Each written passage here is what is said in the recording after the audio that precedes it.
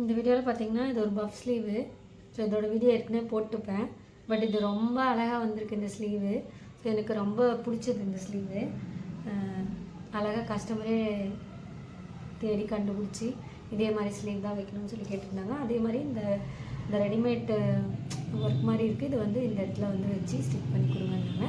இந்த blouse finishing ஆன பின்னாடி நான் வீடியோ போடுறேன். இந்த வீடியோ வந்து இந்த ஸ்லீவ்க்காக இல்லை, ஒரு சிஸ்டர் வந்து கோயம்புத்தூர்லேருந்து கால் பண்ணி இந்த மாதிரி நீங்கள் போடுற வீடியோ, நீங்கள் போடுற டிப்ஸ் எல்லாம் எனக்கு ரொம்ப பிடிச்சிருக்கு சிஸ்டர். நான் உங்களை மாதிரியே நானும் வீட்டிலேருந்து தான் நான் ஒர்க் பண்ணிகிட்ருக்கேன். இப்போ நான் கடை வைக்கலான்னு இருக்கேன். கடை வச்சா என்னென்ன பிரச்சனை வரும், நான் எதை சந்திக்க வேண்டியது வரும், ஏன்னா உங்களுக்கு அனுபவம் ஜாஸ்தி, என் கூட ஷேர் பண்ணுங்கள். அந்த ஷேர் பண்ணுறதை வந்து நீங்கள் வீடியோவாக போடுங்க அப்படின்னு சொல்லி கேட்டிருந்தாங்க. அவங்களுக்காக தான் இந்த வீடியோ. கடை வைக்கிறதுனால பிரச்சனை அந்த மாதிரிலாம் கிடையாது. உங்களுக்கு ஃபஸ்ட்டு வேலை ஃபுல்லாக தெரியணும். உங்களுக்கு தெரிஞ்சு நீங்கள் கடை வச்சிங்கன்னா நாளைக்கு ஒரு ஒர்க்கர் வரலைன்னா கூட நீங்கள் அந்த இடத்துல செய்கிற மாதிரி இருக்கணும், துணி தைக்கிற மாதிரி இருக்கணும். அப்போ தான் நான் உங்களால் வந்து மேனேஜ் பண்ண முடியும். இன்னொன்று வந்து இப்போ நீங்கள் புதுசாக செய்கிறீங்க, கடை ஸ்டார்ட் பண்ணுறீங்க அப்படின்னா அப்போ வந்து உங்களுக்கு கடை வாடகை, கரண்ட் பில்லு எல்லாமே வந்து டபுளாக தான் வரும். இப்போ வீட்டில் செய்யும் போது அவ்வளோ கரண்ட் பில் அந்த மாதிரி. என்னோடய பாயிண்ட் ஆஃப் வியூ சொல்லணுன்னா வீடு கடையும் கண்டிப்பாக சொல்கிறேன் ஒட்டுக்கா இருக்கவே கூடாது. இருந்தால் நம்மளுக்கு உண்டான டைமிங் நம்மளால் கொடுக்கவே முடியாது. காலையில் 7 மணிலேருந்து கஸ்டமர் வர ஆரம்பிச்சிருவாங்க. ஏன்னா டீச்சர்ஸ் ஒர்க்குக்கு போகிறவங்க ஈவினிங் டைமில் வருவாங்க. காலையில் மோஸ்ட்லி நிறைய டீச்சர்ஸ் தான் நிறைய தைப்பாங்க.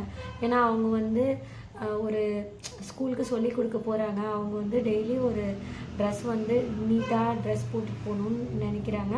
ஸோ டீச்சர்ஸ் தான் அதிகமாக தைச்சிக்கிறதுல எனக்கு தெரிஞ்சு, நான் இத்தனை வருஷம் அனுபவத்தில் டீச்சர்ஸ் தான் அதிகமாக தைச்சிக்குவாங்க. காலையில் 7 மணிலேருந்தே வந்து வர ஆரம்பிச்சிருவாங்க. ஸோ வீட்டில் சமைக்கணும், எல்லா வேலையும் இருக்கும். அவங்களுக்கும் தெரியும், அவங்களும் வீட்டில் சமைப்பாங்க செய்வாங்க. இருந்தாலும் வந்து வீடும் கடையும் ஒட்டுக்கா இருக்கிறதுனால என்னால் வந்து அதை மெயின்டைன் பண்ண முடியல. இப்போ வரைக்கும் நான் அப்படியே ஓடிட்டே தான் இருக்கேன். ஸோ காலையில் 7 மணிக்கு ஆரம்பித்தா நைட் 12 மணி வரைக்கும் இதே ஒர்க்கு, டைலரிங் இதே தான் இருக்கும். ஸோ இந்த மாதிரி இருக்கக்கூடாதுன்னு நீங்கள் நினைக்கிறீங்க அப்படின்னா நீங்கள் வந்து தனியாக ஷாப்புக்கும் கடைக்கும் கொஞ்சனாவது டிஸ்டன்ஸ் இருக்கணும். வீடு இருக்கிற இடம் மோஸ்ட்லி கஸ்டமருக்கு தெரியாமல் இருந்தால் நீங்கள் உங்கள் பர்சனல் லைஃப்பை நல்லா இது பண்ணலாம், என்ஜாய் பண்ணலாம். அதனால் கடை தனியாக இருக்கிறது பெஸ்ட்டு என்ன கேட்டால். கடை வச்சு செய்யும் போது கடைக்கு நீங்கள் டைம் கொடுக்கணும். இப்போ கடை வச்சுட்டு நீங்கள் இத்தனை நாள் வீட்டில் செய்யும் போது ஒரு 11 மணி 12 மணிக்கு கூட உட்காந்து தைப்பீங்க, நைட்டு 12 மணிக்கு கூட தைப்பீங்க. ஆனால் இதே வந்து நீங்கள் கடை வச்சிட்டிங்கன்னா நீங்கள் அன்டைமுக்கு போய் வேலை செய்ய முடியாது. ஸோ கடைக்கும் வீட்டில் செய்யறதுக்கும் இது ஒரு வித்தியாசம் இருக்குது. கடையில் செய்யும் போது கடைக்குன்னு ஒரு டைம் கொடுத்துட்டு இங்கே 9 மணிக்குனா 9 மணிக்கு கடைக்கு போயிடணும். அதே மாதிரி இந்த டைமிங்க்கு கடையை க்ளோஸ் பண்ணிடணும். ஸோ அந்த மாதிரி தான் நீங்கள் கடையை மெயின்டைன் பண்ணணும். டெய்லி கடை வாடகைக்குன்னு ஒரு அமௌண்ட்டை எடுத்து வைக்கணும். ஸோ கடை வைக்கிறது விட கஸ்டமர் வந்து கரெக்டான டைமுக்கு எதிர்பார்க்குவாங்க. அப்போது வந்து உங்களுக்கு நீங்கள் வந்து கரெக்டாக கொடுக்குற அளவுக்கு நீங்கள் ஃபஸ்ட்டு உங்களை டெவலப் பண்ணிக்கணும். ஃபஸ்ட்டு ஒர்க்கர்ஸை நம்பி, எப்படி சொல்கிறேன்னா வேலையாளங்களை நம்பி எந்த வேலையும் செய்யக்கூடாது. அது என்னோடய அனுபவத்தில் சொல்கிறேன்.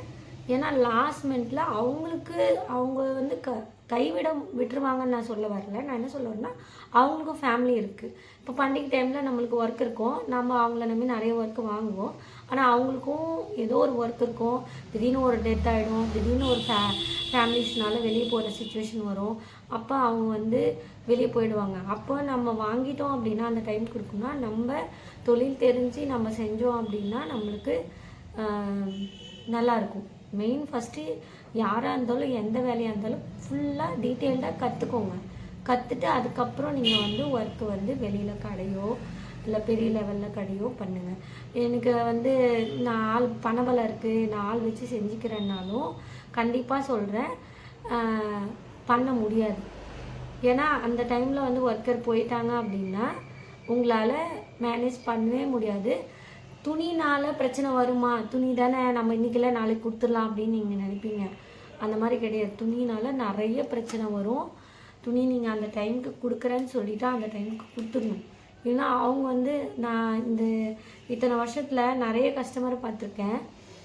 ஒரு மாதத்துக்கே 10 சாரீ தைக்கிற கஸ்டமரெல்லாம் பார்த்துருக்கேன். ஒரு மாதத்துக்கு 20 சாரீ தைக்கிற கஸ்டமரெல்லாம் பார்த்துருக்கேன்.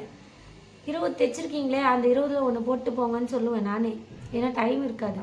அப்போ அவங்க என்ன சொல்லுவாங்கன்னா, இல்லை நான் இதுதான் கட்டிட்டு போய் ஆகணும். அவங்க மைண்டில் அவங்க ஃபிக்ஸில் இருப்பாங்க, அதுதான் கட்டணும் அப்படின்ட்டு. ஸோ நாம் வந்து அந்த மாதிரி இல்லைன்னு சொல்ல முடியாது. உங்களுக்கு தொழில் தெரிஞ்சு முழுசாக தெரிஞ்சு நீங்கள் இறங்கி ஒர்க் பண்ணுற மாதிரி இருந்தால் நீங்கள் தாராளமாக கடை வைங்க. இல்லைன்னா வீட்டிலே சிம்பிளாக உங்களுக்கு தெரிஞ்ச ஒர்க்கை நீங்கள் பண்ணிவிட்டு உங்கள் மேனேஜ் பண்ணிட்டு நீங்கள் போங்க. கடை வைக்கிறதா தான் முழுக்க முழுக்க ஃபஸ்ட்டு நீங்கள் ரெடி ஆகணும். நீங்கள் வந்து கரெக்டாக